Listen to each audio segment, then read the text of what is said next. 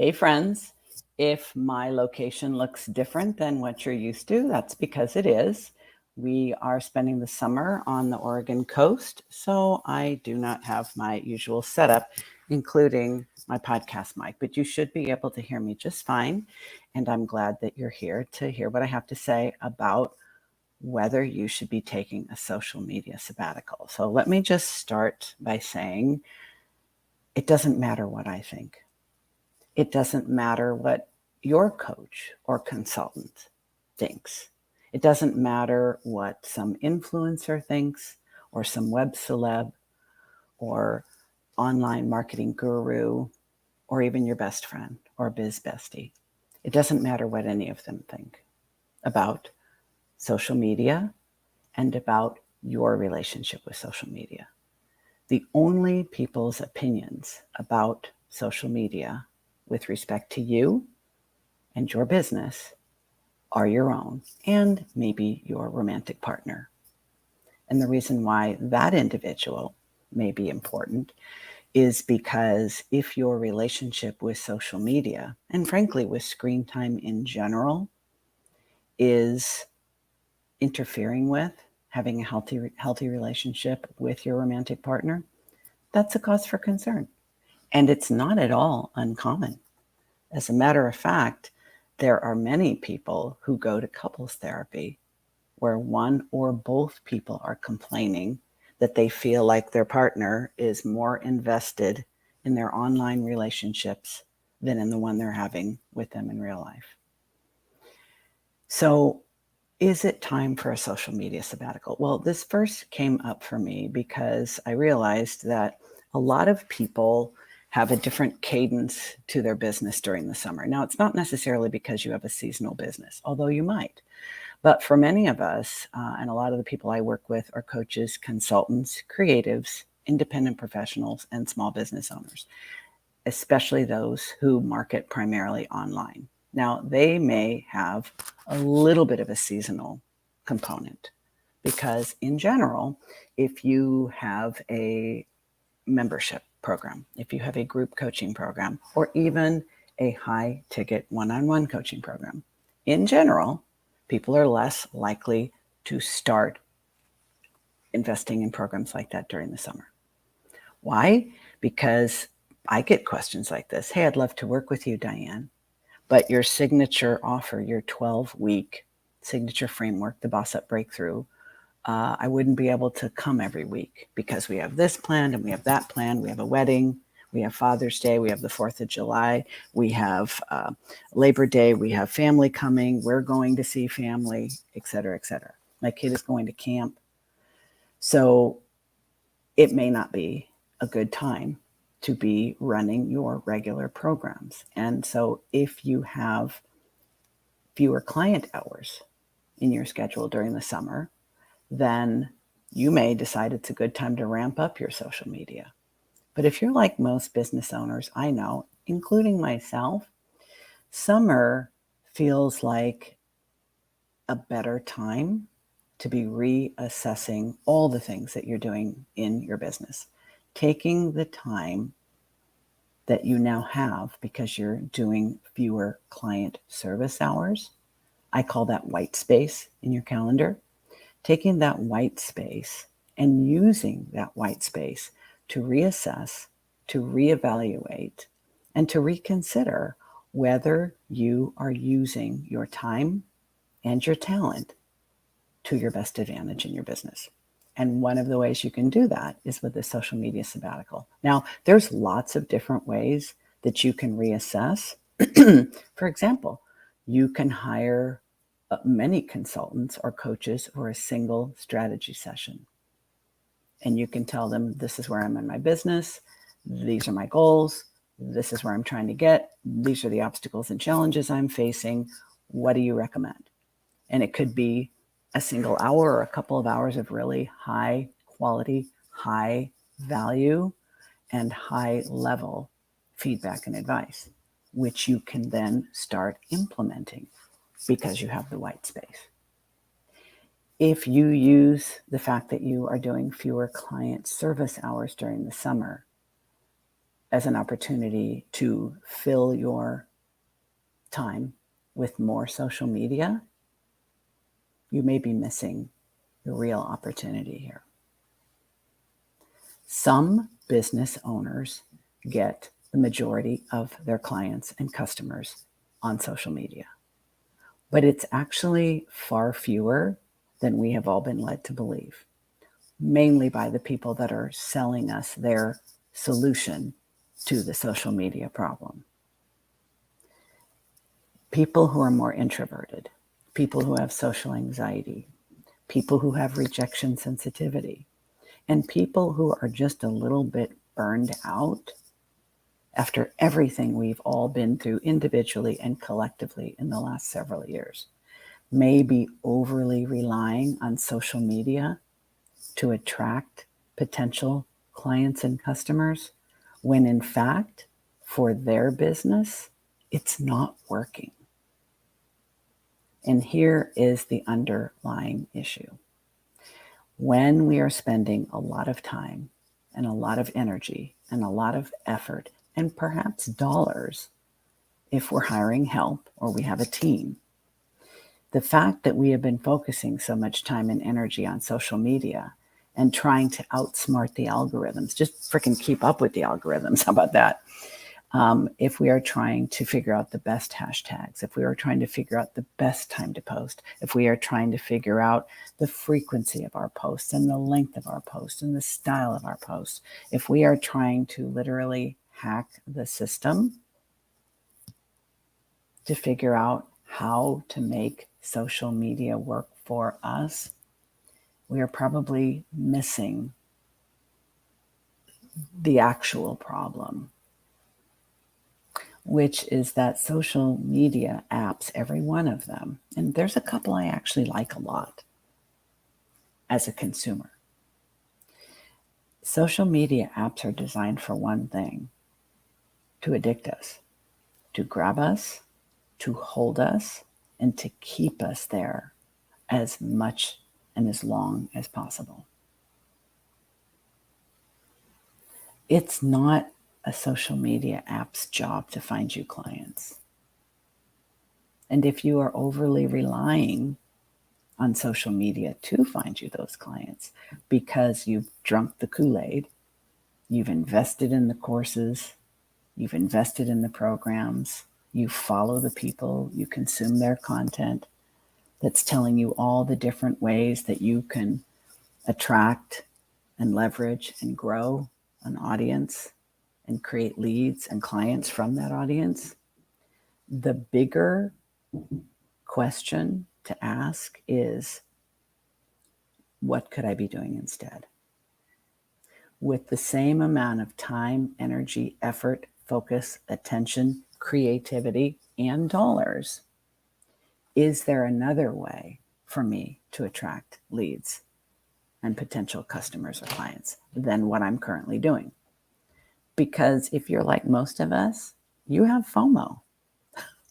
If you're like most of us and you see other people spending time on social media and they have a business that's comparable or similar to your own, you will be absolutely convinced that you need to be there too. If you see influencers, if you see the big names in your industry, in your market, in your niche, and they are on social media, you probably will be convinced that you need to be there too.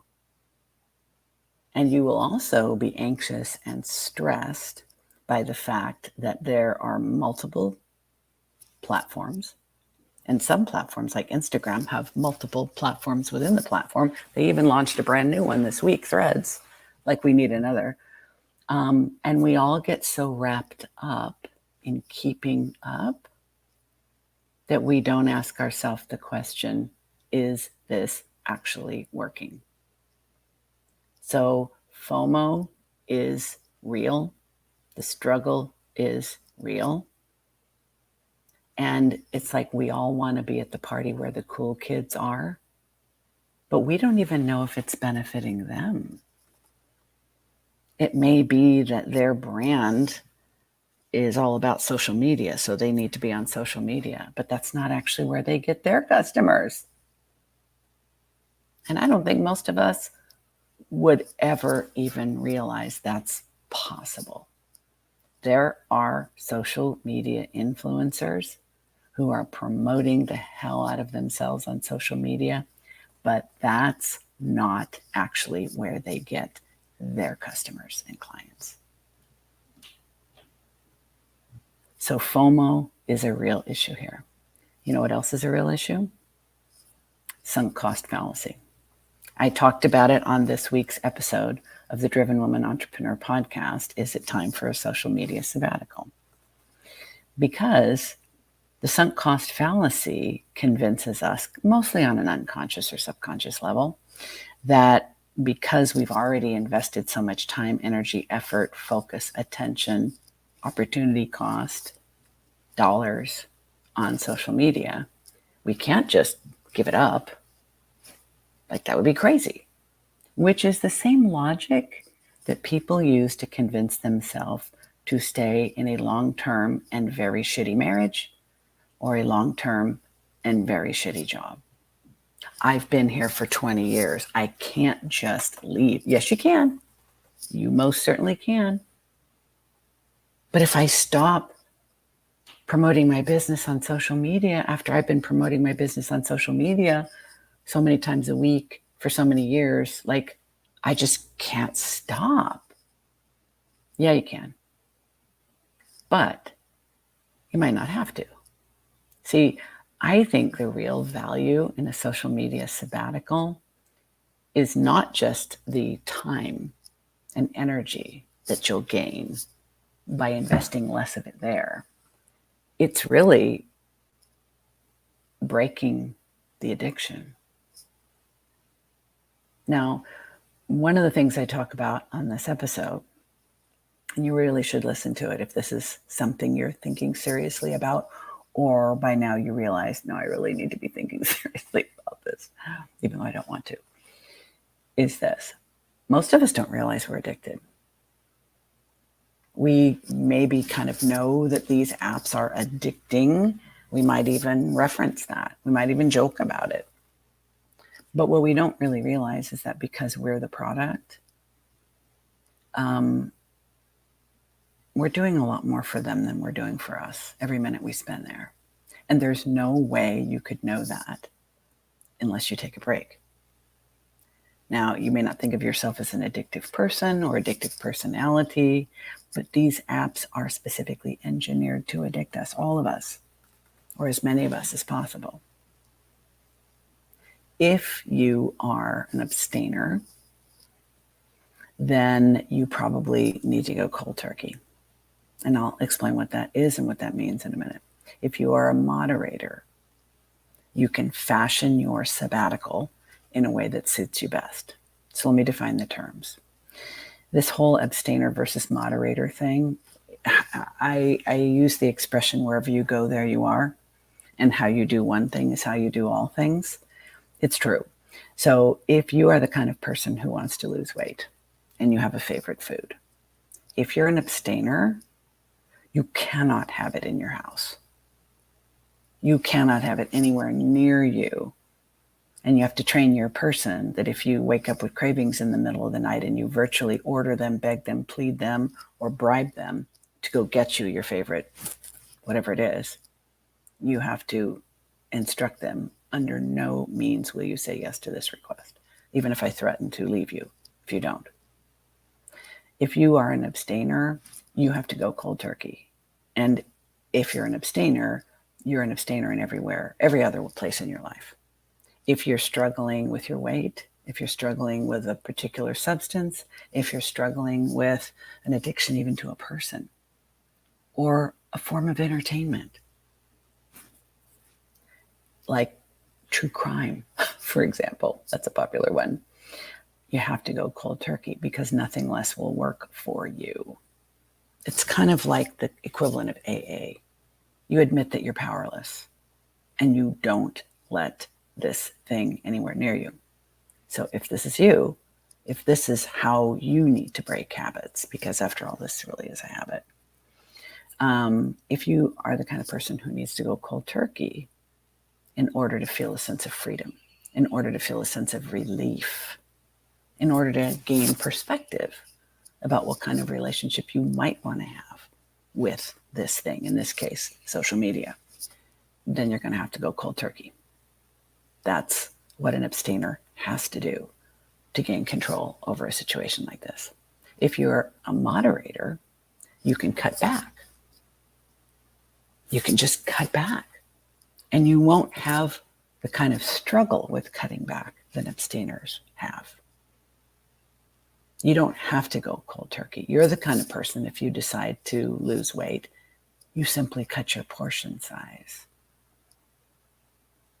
Or you allow yourself to have a 1-inch square of dark chocolate once a week. And that does not it does not trigger you to eat your way through every piece of chocolate in a 5-mile radius. That's an abstainer thing. So if you're a moderator, you can cut back. And we're going to talk about some ways that might look. I think most people would like to be moderators, but they're actually abstainers. And this is what makes taking a social media sabbatical hard, because it raises all of your fears about why you haven't already done it. Now, let's be clear. Most of us are not there because we love it. I mean, if we're there to look at funny cat videos or share memories with loved ones, that's different. That's where social media started. But if you are using social media to raise visibility and awareness of your brand and to promote your business in the hopes that some of your followers will in fact become subscribers, listeners, purchasers, customers, clients, then it's going to be more challenging. And I invite you to do a couple things. One, I think it really helps to know why you're even there. So ask yourself these questions to determine whether you should be taking, or let's forget the should, whether you could be taking a social media sabbatical, whether it's this summer or any other time you choose. It's actually a good time, not only for the reasons I've already mentioned, but also because fewer people are on social media during the summer because they're doing other things. They're living a life. They're not just screen sucking all the time. So things to ask yourself to determine, okay, I'm willing to entertain this idea.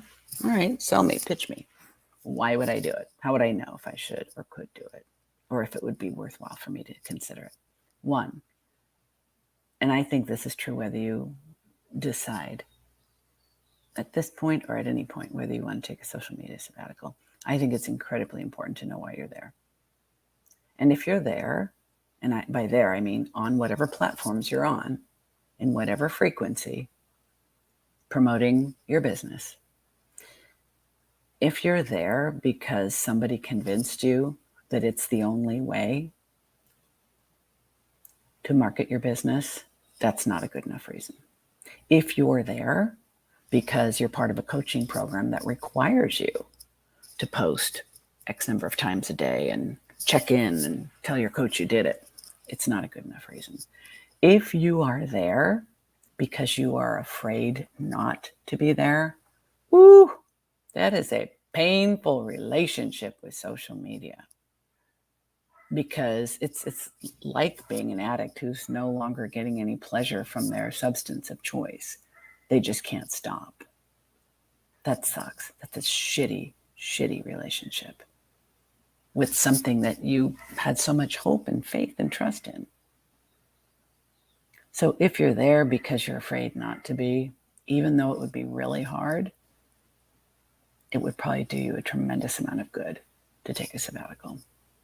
If you're there because you are an introvert and it feels easier than talking to people, that may still not be a good enough reason to be there, unless it's in fact working. And by working, I'm not talking vanity metrics, friends. I'm talking cold, hard cash.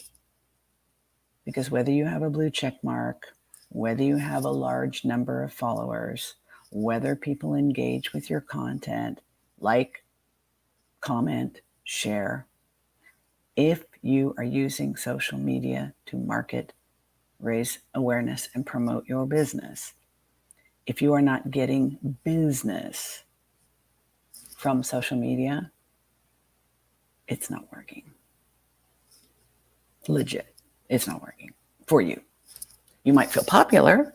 You might feel desirable. You might feel respected. But if it's not bringing in the cold hard cash, it is not the best use of your time. But you're never going to know that. You're never going to be able to be honest enough with yourself about that. Unless you can wean off your dependency and put those beliefs to the test. Like, it's been fascinating to me to see when people actually do this. They actually do take a break or dial down. Taking a break is for the abstainers. Dialing down is for the moderators. When they actually get themselves to do it, the benefits are off the chart. And all the things they were afraid would happen didn't happen. Didn't happen. In this week's episode of the Driven Woman Entrepreneur Podcast, Is It Time to Take a Social Media Sabbatical? It's episode 165. I also highlight the work of 3 different women that are part of my online business networking and have some really interesting perspectives. They are Andrea Jones, Meg Casebolt, and Nicole Khalil. And I'll tell you why in the episode each of them is worth looking into, specifically for their thoughts on social media and how they approach it. And you'd be surprised to know, one of them actually created an entire episode on her podcast about why she hates social media immediately after 6 months of doubling down on it and getting the desired result. That's the interesting part. It worked, and she still ended up hating it. Definitely worth a listen. Another one is an SEO specialist and teaches business owners like you and I how to get clients using search engine optimization instead of overly relying on social media. Whether you continue with social media or not, upping your SEO game will actually make it a whole lot easier to make money in your business. No lie. And the third one is actually a social media agency owner and mentor. And her take on social media is also really important. And obviously, she's incredibly qualified to comment on it. So if you need to take a break, you still have options. So the first thing you're going to ask is, why am I there? And if you don't have a good enough reason to be there, I strongly encourage you to recognize that that is evidence that taking a sabbatical is a good idea for you. For you. If you don't honestly know why you're there, it's kind of like somebody asking you, what do you love about your partner? 7 minutes later, you're still, if you're in a relationship with social media, you really should know why. And you should be able to name the benefits. And I'm there because I'm there. No, that's not going to cut it. So that's first. Second, know whether you're an abstainer or a moderator. If you're an abstainer, we are talking about taking a break. If you are a moderator, we're talking about dialing it down. But either way, you have options. So the third thing is, okay, for the abstainers, how long a break will I be able to tolerate? I mean, if you're literally going to be like withdrawing from heroin, if you take a month, don't do it. You don't need to suffer. That's ridiculous. What would a week look like? You can always increase it. I think it's incredibly helpful to do everything we do in our business that represents a change from what we're doing to be treated as an experiment and to approach it in a mindful way. Mindfulness is simply this: curiosity, lack of judgment, and openness. I'm open to what this is going to reveal for me. I'm willing to take a social media sabbatical, and I'm open to what it might teach me. I'm curious about what I'll learn about myself and my business. And I'm not going to judge myself either way. You also shouldn't judge yourself if you decide not to do this, because it's an option. It's an option. It's not a must. I think if we put too many shoulds and musts on ourselves, we've really kind of missed one of the most important things about the decision to be self-employed. Like, you don't have to should on yourself, period. You have options. You can decide to do what you want, even if someone else tells you their way is the right way. It's not religion, folks. There is no right way. There's one way and there's another way, and you get to decide, which I think is a beautiful thing. Yeah, it also means you are responsible for deciding and for carrying out the decision. But I think that's a cool thing. So if you're the abstainer, you get to decide. If it feels really scary to imagine taking the whole summer off, and it probably would, or even a month, try a week. You can also decide, I'm only going to take a week off of one platform, because maybe you're promoting on 5 of them. I don't know. So deciding which platform or platforms and how long you're just going to take a break.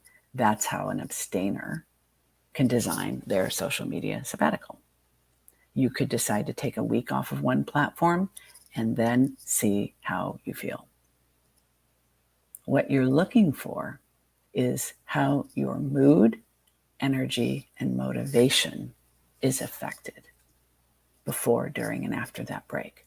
Now, because it's new, and because we all have FOMO, and because we have loss avoidance and sunk cost fallacy, it's probably not going to feel great right away, which is why I think you will discover a week off of one platform is an easier decision for you to make, but you're probably not going to experience a benefit, because your anxiety about doing it, and is it okay, and is it a good idea, you're going to have a hard time making the decision, and then you're going to second guess it. So it's kind of like going on vacation. If you only go for a week, like the whole first week, your brain can't even believe it's not at work. So the second week is where you really benefit, when that's an option. But maybe you can take that first week on one platform. And once the anxiety wears off and you start to think, this is interesting. I'm noticing I'm sleeping better. I'm noticing I'm less irritable. I'm noticing I have more energy. I'm laughing more. I'm more present in my conversations. Maybe for the abstainers, you could take a second week off on that same platform and track your mood, energy, and motivation, or take a week off of another platform. It's all an experiment. If you've been really attached to the idea that your business is dependent on social media, even though you don't have the results to prove it, it would be really just too hard to say, I'm taking the whole summer off of all social media. You'll backslide. You totally will. And for anybody who's tried to quit something like smoking or even drinking coffee or sugar, you'll backslide. You won't be able to maintain it. It's just too hard. And you don't need to do that to yourself. Start small and increase as you develop a tolerance for it. Now, for the moderators, you have even more options, because you can decide, you can take the break like the abstainers. Absolutely. That's always an option for you. But you can also say, I've been posting weekdays on Facebook, Instagram, and LinkedIn. And I'm going to post 3 times a week on LinkedIn and once a week on the Meta platforms. And I'm going to do that for a month. Okay. Or you can say, I'm going to take the whole summer off of LinkedIn because you decide nobody's really doing business during the summer. You could try that. Or I'm going to take a month off of each of those 3 platforms, one at a time. I'm going to take July off of LinkedIn. I'm going to take August off of Instagram, and I'm going to take September off of Facebook. The options are not exactly endless, but you get the point. And in addition to paying attention to your mood, energy, and motivation, and really thinking about what am I actually getting out of social media? And once this sabbatical is over, do I want to change the relationship I have with it? The principles around loss avoidance and how we experience it will dictate that if you don't have an alternative, you're going to go right back to it. And you know what? Maybe like taking a staycation and then getting back to work, it might be enough. It really might. But what I'd prefer to see you do, what I would encourage and recommend that you do, is decide while you're taking this sabbatical, if you decide to extend it or make it permanent, what is going to replace it? Because if the reason you've been spending all this time, energy, effort, attention, and dollars on promoting your business on social media, and the sabbatical shows you, I really don't like this so much, and I really don't want to go back to it. I want to take this from taking a break to a break up. You're going to have a plan for what you're going to fill it with. Because if the whole reason that you've been on social media is to promote your business, to attract leads and clients or customers, you got to get them some other way.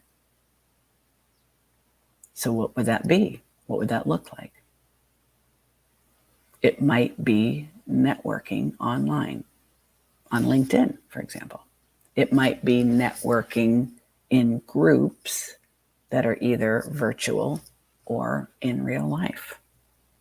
It might be developing affiliate relationships or collaborations with other people who serve the same audience in a non-competitive way. It might be content creation through a blog, a podcast, a YouTube channel. Social media should never be the only thing you're doing to promote your business. It just leaves you far too vulnerable to algorithmic changes and even platforms that go bye-bye. I can name half a dozen of them that used to be around a couple of years ago and no longer are. And people who built their entire business on that one platform were in deep doo-doo when it disappeared. It's like your investment advisor telling you you need to diversify your portfolio. All of us need to diversify the various ways that we create visibility for our brand, and we are able to attract leads and convert them into customers. So thinking about those alternatives and beginning to dip your toe into the water of those alternatives and experiment with those alternatives would be an excellent way to use some of that freed up time and energy during the sabbatical. I hope that this has been helpful to you. If you want more information and you want to learn about those 3 women that I mentioned and what they have to say about social media, I invite you to listen to the full episode on the Driven Woman Entrepreneur podcast. And if you are not a listener, you prefer to watch or read, you can also read that information on Diane Wingert Coaching, my website. That's all for now, folks. Thanks for joining me.